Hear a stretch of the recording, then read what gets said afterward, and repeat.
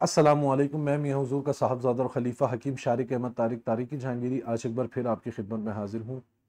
بعض اوقات ہماری زندگی میں ایسے مراحل آتے ہیں، ایسا وقت آ جاتا ہے کہ ہمارے اوپر ایسی پریشانی یا ایسی مصیبت آن پڑتی ہے جس کا ہمیں ظاہری حل نہیں مل رہا ہوتا، یا جس سے خلاصی ہمیں اتنی آسان نہیں لگ رہی ہوتی۔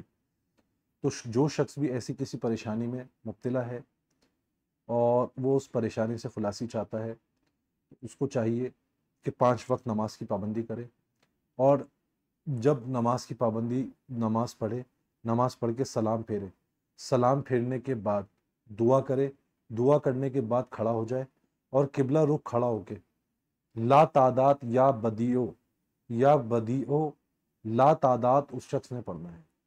نہ اس کو گننا ہے، نہ انگلیوں پہ گننا ہے، نہ تسبیح پہ گننا ہے، بس آنکھیں بند کرنی ہے، قبلہ رخ کرنا ہے اور یا بدیو یا بدیو یا بدیو یا بدیو یہ پڑھنا ہے۔